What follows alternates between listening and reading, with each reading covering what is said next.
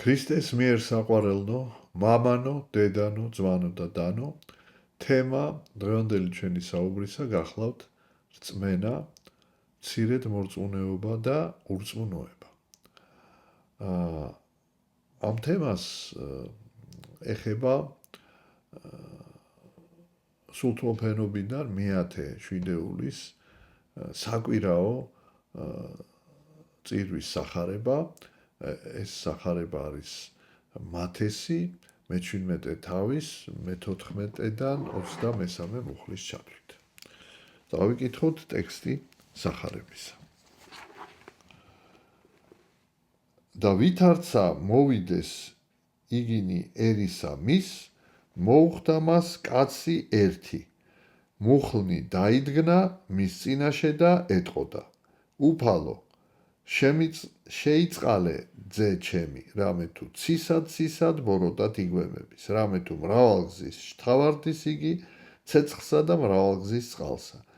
და მოუგვარე იგი მოწაფეთა შენთა და ვერ შეუძლეს განკურნებად მისა. მიუგო იესო და რქუა მას: ჰოი, ნათესავი, ურწმუნო და გულარძნილი. ვიდრემდის ვიყო თქვენთანა, ვიდრემდის თავს ვიდებდე თქვენსა. მომგვარეთ მე იგი აქა. და ვითარცა მოგვარე, შერისხნა მას იესო და განვიდა მისგან ეშმაკი და იგი და განიკურნა ყრმა იგი მიერ ჟამიდგა. მაშინ მოუხდეს იესოს მოწაფენი თვისაგან და რქვეს მას: რაისათვის ჩვენ ვერ შეუძლეთ განხდათ მისა. ხოლო იესო რქუა მათ: ურწმუნოებისა თქვენისათვის, ამინ გეტყვი თქვენ, უკვე თუ გაქუნდეს სარწმუნოება, ვითარცა მარცვალი მდოგვისა, რქვათ მთასა ამას: მიიცვალე ამიერ იქი და მიიცვალოს და არარაი შეუძლებელი იყოს თქვენ მიერ. ხოლო ესე ნათესავი არარაით განვალს, გარნა ლოცვითა და მარხვითა, და ვითარცა იქცეოდეს იგინი გალილეას, რქუა მათ იესო ვითარმეთ: ეგულების ძესაკაცისასა, მიცემათ ხელთა კაცთასა და მოკლან იგი და მესამესა დღეს ააღდგეს, ხოლო იგინი შეწუხნეს ფრიად.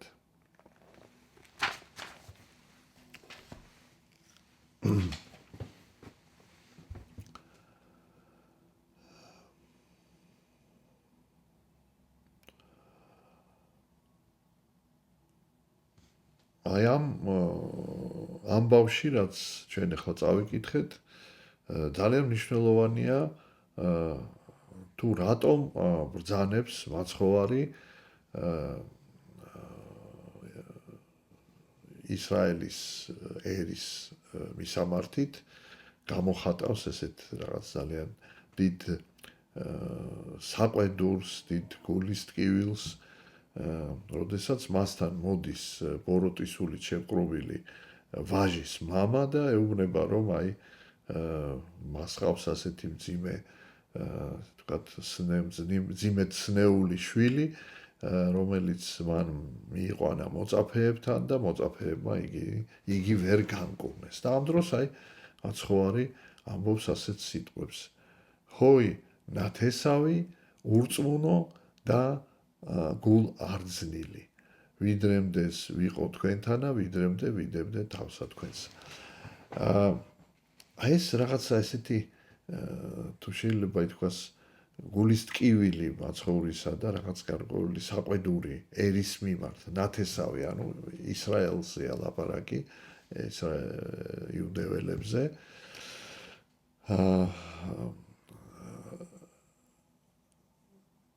ამ სიტყვებში, რომელთაც მამამ მიმართა იესო ქრისტეს, ბოროტისულით შემკრობილი ვაჟის მამამ, ჩანდა ასეთი საყვედური თვითონ ქრისტეს მიმართ, რომ აი შენმა მოწაფეებმა ეს ვერ შეძლეს. და ეს საყვედური იყოს შედეგი იმისა, რომ მიუხედავად ეს უკვე მაცხოვრის მესამე წელია ფერისცვალების სასწაულ თაბორის მთაზე აღსრულდა ფერისცვალების სასწაული, სწორედ იქიდან ბრუნდება იესო ქრისტე, მთის ძირას ელოდებიან მოწაფენი და აქ არის ეს შეხვედრა მაცხოვართან და ფაქტიურად, 3 წელი გავიდა და ყველანაირი სასწაული თუ რამე შეიძლებოდა რომ აღსრულებულიყო, ყველაფერი აღსრულდა და აი კიდევ ეს საზოგადოება, იუდეველების უბრალო მოსახლეობა, განსაკუთრებით ეს წიგნობარი და ფარისეველნი ამ ადამიანებს აშინებენ, რაღაცა მათში წმენას არ ყევენ და იქ ჩანს, რომ ყველგან სადაც იესო ქრისტეა და მის მოწაფეებთან არის ურთიერთობა,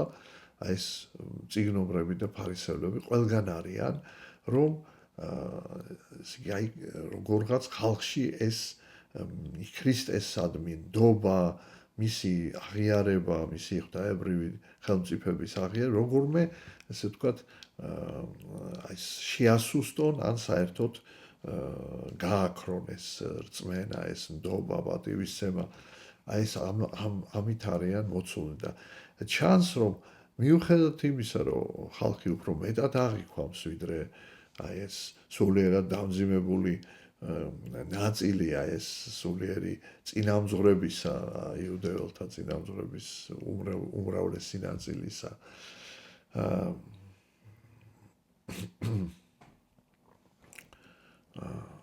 შედარებით ხალხს უფრო მეტად აქვს მენა, მაგრამ აი ამ წიგნობართა და ფარისეველთა აი ესეთი ბრძოლა ქრისტესთან, მისი სასწაულების, მისი სწავლების მიმართ, ესეთი კრიტიკული დამოკიდებულება და კიდე ხალხის დაშინება, რომ აი ვინც ქრისტეს აღიარებს, ესე იგი ის რასაკვირველია შეიძლება დაისაჯოს კრებულისაგან მოკვეთით, ეს საშინელი საშინელია და აი ჩანს აი ამ კითხვაში, აი ამ ესე იგი დამოკიდებულებაში, რომ აი მოვიდა იესო ქრისტე, თაბორის მთიდან ჩამოვიდა საოცარი სასწაულის მერე და ხდება ესეთი რამ, რომ მოწაფეთან გული ეთკინა, რომ მოწაფეებმაც მაინდამაინც ვერ შეძლეს ის, რაც მათ მიეცათ, მოწაფეებს მიეცათ ძალა კუღნებისა, ბოროტისულის განსხვისა, რაც კიდევაც მათ აღასრულეს, ასე რომ მათ ეს ძალა ჰქონდათ. აი ეს ერთის მხრივ მოწაფეებმა ვერ, ესე ვთქვათ, არ აღმოჩნდნენ სულიერ რაც სათანადო სიმაღლეზე, მეორეს მხრივ ეს წიგნობართა და ფარისეველთა მიერ ერია დაბრკოლებული და რაღაცა ეს აი ამ მამის სიტყვებში ჩანს მთელი ერის ესეთი მერყეობა, რომ აი რაღაც აი თითქოს აი იესო ქრისტეს მოწაფეებმა ვერ შეძლეს და აი არ ვიცით შენ შეძლებ თუ არ შეძლებ, აი ესეთია, ესე ვთქვათ, ამ კითხვის ქვეტექსტი და აი ეს დიდი გულის ტკივილი იყო მაცხოვრის, აი შეიძლება ესე ვთქვას აღმოთქვა ეს მწუხარება, რომ არაფერი არ შველის ამ ხალხს, ამდენიც გინდა მათ აჩვენეს ღვთის ძალა, ღვთის მადლი, მაინც ესე იგი მერყევები არიან და პირდაპირ ასეთ რწმენას უწოდებს ურწმუნოებას. იაკობ მოციქული ბრძანებს თავის ეპისტოლეში, რომ რწმენა საქმეთა გარეშე მკვდარია. დიახ, რწმენა უნდა გამოვლინდეს საქმეებში და პირველი საქმე ეს არის, როდესაც რწმენა არის მტკიცე, არ არის მერყევი. რწმენის შერყევა ნიშნავს რწმენის დაკარგვას. და ეს მერყევი რწმენა, რომელიცაც ასევე ქვია მცირედ მორწმუნეობა, ეს მუდმივი პროცესია, აი ეს რწმენის გაძლიერება, რწმენის შესუსტება, გაძლიერება არის შედეგი იმისა, რომ ადამიანები ცდილობენ სულიერად განვითარდნენ, სულიერად სრულყოფისკენ ისწრაფონ და შესუსტება არის, როდესაც ცოდვა მოეძალება პიროვნებას. და მაცხოვარი რასაკვირველია აგრძელებს ზრუნვას ურწმუნო ერზე გულარძნილი, ეს ნიშნავს, რომ აი მისი გული გულში არ არის ასეთი სიმყარე, არ არის გული გაყოფილია, დანაწევრებულია, ესეთი სიტყვა ეს გულარძნილი ძველი ქართული სიტყვაა და ნიშნავს აი ესეთ არეულ, ესე ვთქვათ, ნიადაგს, ასეთ ოღრო-ჩოღრო ნიადაგს, ესეთი გული, რომელიც ესეთი რაღაც არ არის მთლიანი, არ არის ესეთი თავისუფალი აი ამ რაღაც ხინჯებისაგან, რაღაც ცოდვის ტვირთისაგან არ არის თავისუფალი, ანუ ცოდვით დამძიმებული გული. და ეს ცოდვით დამძიმებული გული არის შედეგი, უпростоრეთ მიზეზი აი ამ მცირედ მორწმუნეობისა, სადაც გული ცოდვით მძიმდება, მას ხედვა ეხშობა, აი სულიერი თვალი, ეს არის გულის თვალი და თუ გული დამძიმებულია, ანუ ადამიანის სულიერი ხედვა არის დახშული, ანუ სულიერად ბრმა არის ადამიანი. და აი ეს სულიერი სიბრმავე, რომელსაც იწვევს ცოდვა, აი ამ სტირის, დასტირის, თუ შეიძლება ესე ითქვას, მაცხოვარი ამ მდგომარეობას, თუმცა რასაკვირველია, იგი ისევ აგრძელებს ზრუნვას ადამიანებზე და ეტყვის, რომ მომგვარეთ, მომიყვანეთ აქ და მაშინვე განკურნავს ამ ბოროტის სულით შეპყრობილ ახალგაზრდას. და ამის შემდეგ მოწაფეები ეკითხებიან, რომ ჩვენ რატომ ვერ შევძელითო და საოცარია, რომ აი კიდევ ერთხელ იმეორებს ამ სიტყვას. ურწმუნოებისა თქვენისათვის. ანუ კიდევ ერთხელ ისე უკვე არა ერის მხოლოდ მისამართით არის ეს სიტყვა ურწმუნოება და ეს გულის ტკივილი და ეს საყვედური, არამედ ფაქტიურად მოწაფეების მიმართაც არის. თითქოს გასაკვირია, მოწაფეები ესენი რჩეული წარმომადგენლები არიან ისრაელის, მისი ქრისტეს მოწაფეები არიან, მაგრამ რასაკვირველია, მათი სათნოებანიც, მათ შორის უპირველესად რწმენა, ჯერ კიდევ არ არის სრულყოფილი.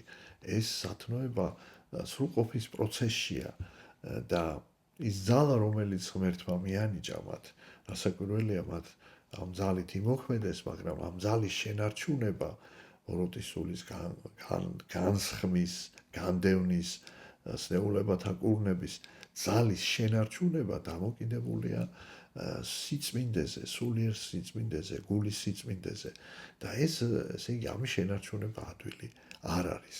ამიტომ აი ურწმუნოება ეს არის ფაქტიურად, როდესაც რწმენა კარგავს ძალას და მას არ აქვს ნაყოფი. მას აღარ აქვს ნაყოფი, რწმენას არ აქვს ნაყოფი და მაცხოვარი ამბობს, რომ მორწმუნესათვის ყოველივე შესაძლებელია და აი სწორედ აი რწმენის მერყეობა ნიშნავს აი ამ უნაყოფობას, სულიერ უნაყოფობას.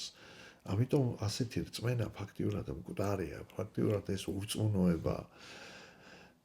რაც შეეხება მცირედ მორწმუნეობას, ეს არის მდგომარეობა, როდესაც ადამიანი ისწრაფვის სულიერი სრულყოფისაკენ, მაგრამ გზაშია, პროცესშია და აი ეს თითი განსხვავდება მცირედ მორწმუნეობა ურწმუნოებისაგან.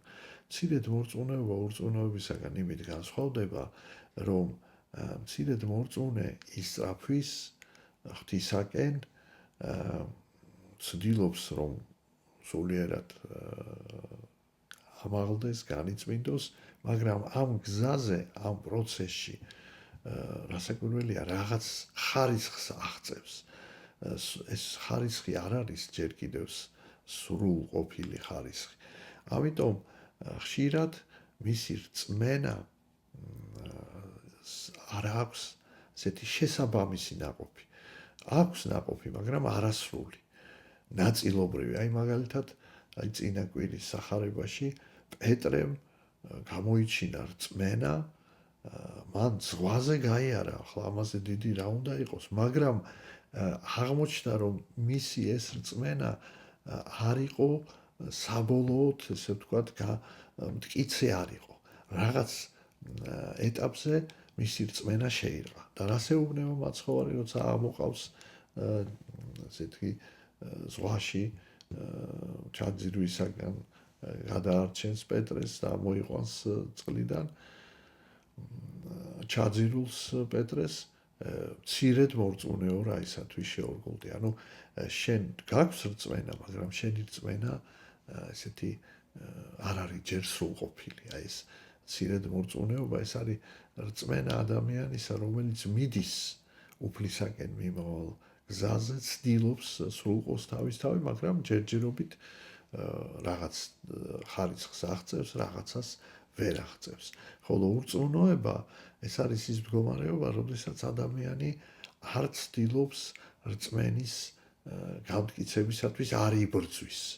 და ფაქტიურად ამბობს, რომ მე ღმერთი მწავს, მაგრამ საქმით არაფერს აკეთებს, რომ ეს რწმენა თავის თავში განამტკიცოს, არ იბრძვის ამ რწმენის სრულყოფისათვის და ამდენად სათნოება მისი არათუ რწმენის სათნოება ამ შემთხვევაში არათუ იზრდება, არამედ სულაც კლებულობს და ფაქტიურად უნაყოფოა. და აი მესამე მდგომარეობა ეს არის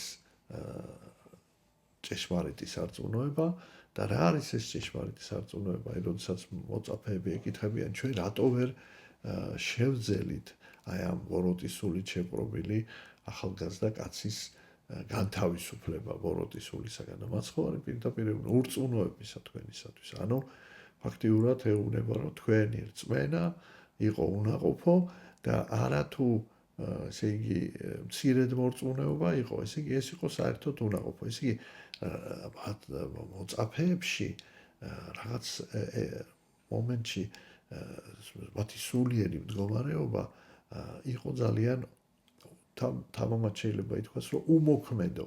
ანუ ისინი არ ზრუნავდნენ შინაგანი ესეთი სწრაფვა მათში შინაგანი სულიერი სრულყოფისათვის იყო რაღაც თითქოს აი მინავლებული, შეჩერებული და აი მაცხოვარი ეუბნება, რომ რა არის საჭირო, რომ იმისთვის რომ ადამიანში იყოს მტკიცე და ურყევი რწმენა და ის ამბობს, რომ თქვენ დოგვის მარცვლის ოდენა ითვლება, რომ დოგვის მარცვალი არის ძალიან ესე ვთქვათ მცირე ზომით და დოგვის მარცვალის ხელა რწმენა რო ქონდეთო, აი მთას ეტყვითო, რომ ადექი და გადადექიო და მთა დაგემორჩილებათო. ანუ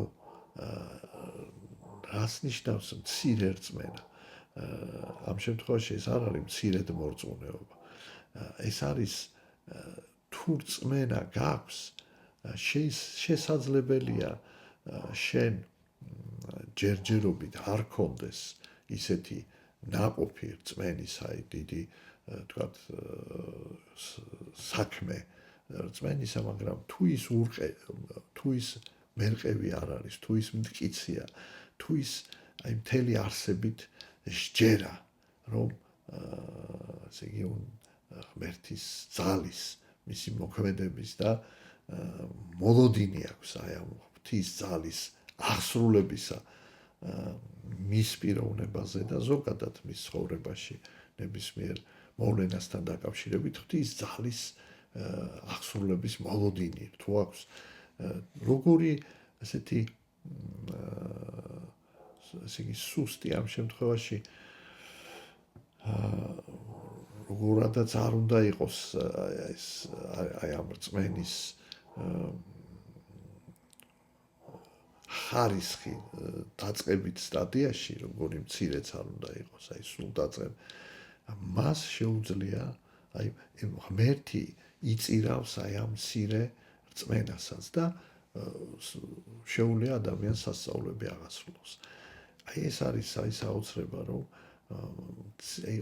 როგორი სუსტიც არ უნდა იყოს ადამიანი, როგორი მისი ესე თქვა ძალებიც, თუ მას ეს წმენა აქვს, მას შეუძლია სასწაულები აღასრულოს და შემდეგ ეუბნება, რომ აი ეს ბოროტება, აი ბოროტის სულით შემყრობილის განდევნა შესაძლებელია მხოლოდ მაშინ, როდესაც ადამიანში არის ლოცვა და მარხვა. ანუ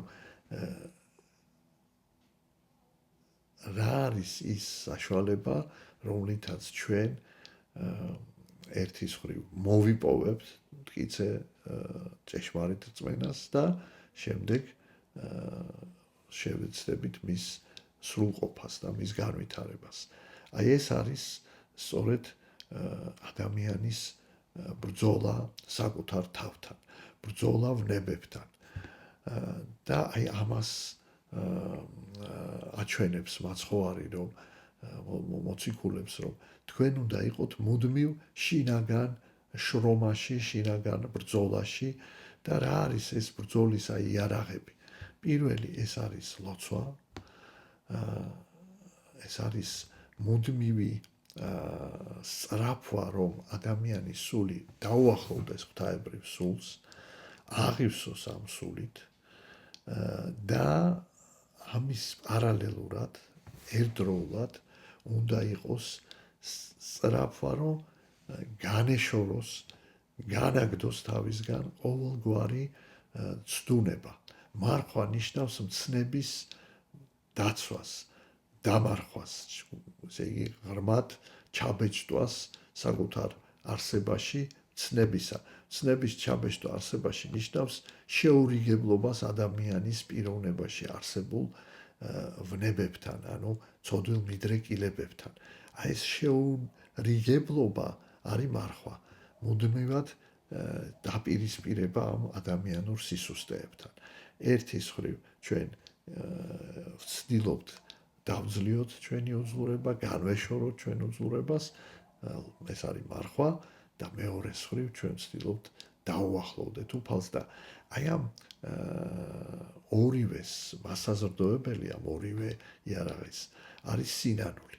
აი როდესაც შენ გახსოვს, რომ შენ ხარ დაშორებული ღმერთს, რომ შენი რწმენა ან საერთოდ უნაყოფო, ან აქვს ნაყოფი, მაგრამ მცირე ნაყოფი აქვს, არა დამაკმაყოფილები, არას ასეთ რწმენას მცირეს არ შეუძლია ბოროტის სული განდევნოს.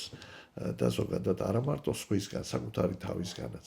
ანუ იგი რაღაც ნაყოფი ნაწილობრივ აქვს, რაღაც ნაწილობრივ არ აქვს, აი ესეთი შუალედურია მისი სულიერი სათნოება, ამ შემთხვევაში რწმენის სათნოება. და აი სწორედ აი ამის სრულყოფის პროცესში ყოფნა არის მიმყვანებელი ჭეშმარიტ სარწმუნოებასთან და მხოლოდ ამ გზით შეიძლება ადამიანი გახდეს მტკიცე სარწმუნოებით აღჭურვილი და ეს რასაკვირველია ასეთ შედეგს აღწევენ წმინდანები. წმინდანები აღწევენ და სწორედ წმინდანობისკენ არის მოწოდებული ყველა ქრისტიანი. სხვა საკითხია, რომ ყველა ერთნაირად ამას ვერ აღწევს. მაგრამ ყველა მოწოდებული ვართ წმინდანობისკენ და ჩვენ უნდა ამისკენ ვისწრაფოდეთ, როცა ამას ვერ აღწევთ, უნდა გქონდეს სინანული და ღმერთი, როდესაც ხედავს აი ამ სინანულს, ღმერთი პატიობს ჩვენს ცოდვებს და ძალას გვაძლევს, რომ კვლავ ვებრძოლოთ ჩვენს უძლურებას და კვლავ ვიყოთ სრულყოფის გზაზე. აი ეს არის სწორედ გამსაზღვრელი იმისა, რომ ადამიანში რწმენა იზრდება და ნაყოფს გამოიღებს და ექნება ძალიან დიდი შედეგი. სახარება მთავრდება ეს მონაკვეთი იმით, რომ მაცხოვარი კიდევ ერთხელ ახსენებს, მე რამდენჯერ, რომ დადგება ჟამი, იესო ქრისტეს შეიპყრობენ და ჯვარზე გააკრავენ, მოკლავენ და იგი მესამე დღეს აღდგება. მაცხოვარი ამზადებს მოწაფეებს იმისთვის, რომ მათ იცოდნენ, რომ ქრისტიანული ცხოვრება მუდამ იქნება ახსავსე მრავალი სირთულით, წინააღმდეგობით, შესაძლებელია და ხშირად ეს შეიძლება სიცოცხლის სარწმუნოებისათვის ერთგულება სიცოცხლის ფასადაც კი დაუჯდეს, მაგრამ რომ ამას ყველაფერს მოყვება საბოლოოდ აღდგომა და აი ამის რწმენა უნდა იყოს ძლიერი. სწორედ ეს არის უკვე რწმენა, მტკიცე, რომელიც ნებისმიერ ამ წუთისოფლის განსაცდელს საცდურს დააძლევინებს ადამიანს თვით სიკვდილის შიშსაც კი დააძლევინებს, იმიტომ რომ რაც არ უნდა მოხდეს, ღმერთი აღადგენს მას, ვისაც აქვს მტკიცე და შეურგულებელი სარწმუნოება და შევევედროთ უფალს, რომ ჩვენც ვიდგეთ აი ამ რწმენის გამტკიცების სრულყოფის გზაზე, ლოცვითა და მარხვით ჩვენ ვიმყოფებით მარიამობის მარხვაში, ღმერთმა ყოვლა წმინდა ღვთისმშობლის მეოხებით შეგვაძლებინოს კეთილად აღვასრულოთ ლოცვა და მარხვა და გავხდეთ ღირსი რწმენის სრულყოფისა და წმენის ნაყოფის ხილვისა. ღმერთმა დაგლოცოთ, გაგახაროთ და მრავალ დღესასწაულს დაგასვათ. ჩვენთან არის ღმერთი.